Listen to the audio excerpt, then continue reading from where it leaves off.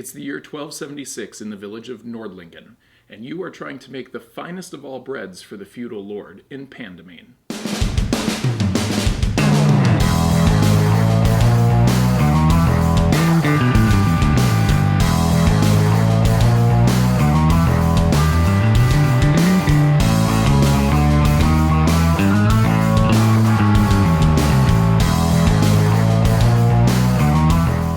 Hey guys, thanks for joining us here at Tantrum House Studio 3. I'm Will Meadows. And I'm Dan, and today we're going to take a look at Pandemain by Amphora Games. It's a 1 to 4 player worker placement resource management game that takes place in the Middle Ages, where you and your friends are trying to become the best bakers of the land and score the most points. We got a prototype copy of the game, so let's take a look at how it's played. To set up the game, place the board on the table along with the various game tokens. Randomly select 8 master bakers to place on the board and place 4 tokens in the mill. Place the village tiles near the board and place bread tokens indicating the demand of each village for this round and what they'll want next round. Place a stack of villager cards on each village. Give each player their player board along with their color pieces. Each player will then get a random family name card which will indicate how many resources they have and who goes first. The game takes place over 5 days. During each round, you'll start with the day phase, where you'll place your workers one at a time, doing whatever the action is at that location. These actions include going to the farm to buy a cart, cow, or ox, which will make certain actions more powerful.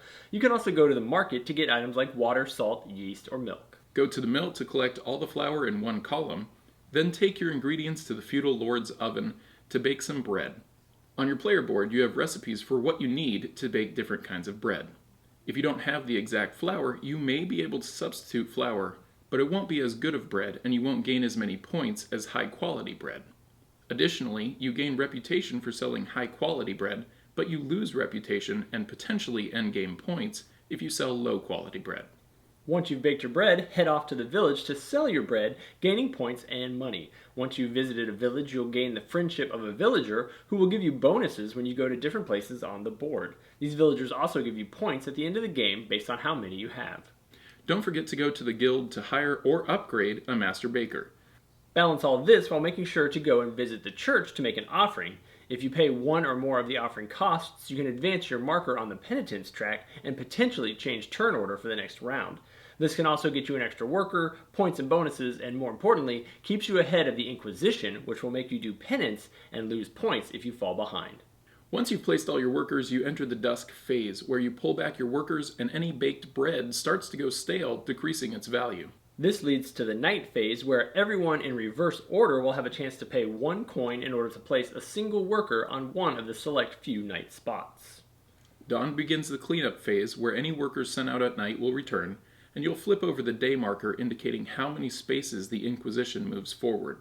Replace the flour and bread tokens on the villages, and you're ready for another day. Continue play for 4 more days, and then add up your points to see who is the best baker of the land.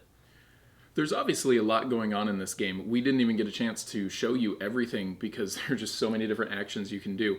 But we wanted to focus on the main aspects of it, and that's you're going to get resources, you're going to bake bread, and then sell bread and try and get as much money as you can.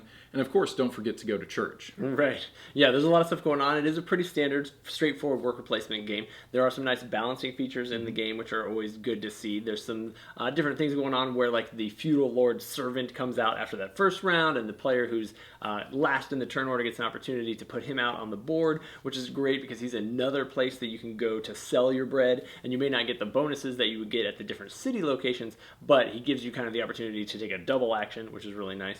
And there's also some reverse turn order stuff that happens at the end of the game when you send those workers out at night. The last player gets to place his out there first, which gives him wide open spaces. And so just they've thought through some things. It's also got, limitations on how many people can go to certain locations. And there's situations where if someone has gone to the space before you, you can still go there, but you have to pay more to be able to do it. A lot of the standard things you would see, but yeah, lots of places to do it in and a lot of different choices on your turn.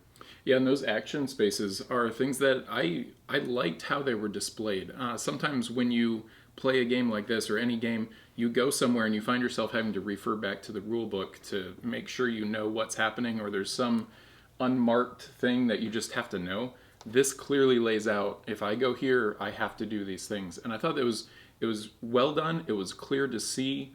And after reading through the rule book once, it was easy to know what I was doing and where I was doing it. And it just looked good in with that board. Yeah, they've done a good job with all the layout. The board art is super nice. It's a really large board. You've got a lot of pieces on the side. It's got a nice amount of table presence to it. I like the little waterfall in the center. Like the whole town is just laid out in a way that's very visually pleasing. They've done a good job on that part. Yeah, definitely. One thing I thought was interesting, I'm not saying it's good or bad, but just the scoring. A lot of the scoring happened within the game itself. A lot of games, you have some objective you're trying to get to, and Will pops off 20 points at the end of the game and comes from behind, and you feel like you spent this whole game gaining this lead almost for nothing. This game is different in that a lot of that scoring happens during the game, and at the end, yes, there are some ways to lose points. There are a few ways to gain a few points, but you're not going to see a massive swing.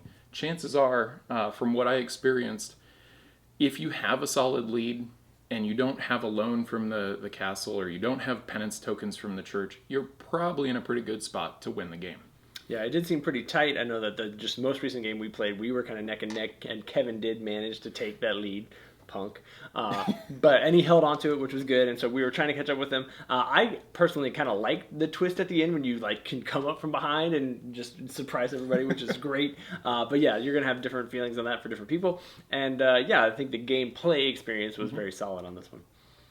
Yeah, so if this looks like something that you would enjoy, it is coming to Kickstarter, so be sure to check it out, and as always, check out Tantrum House for more videos like this one.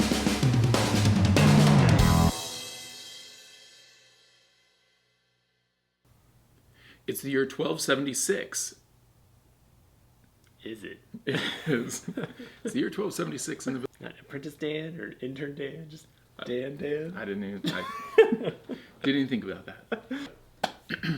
Understood it as I was saying it wrong. So we tried to focus on my voice is not clear. Little raspy. Yeah. The raspy Dan voice. Hold on.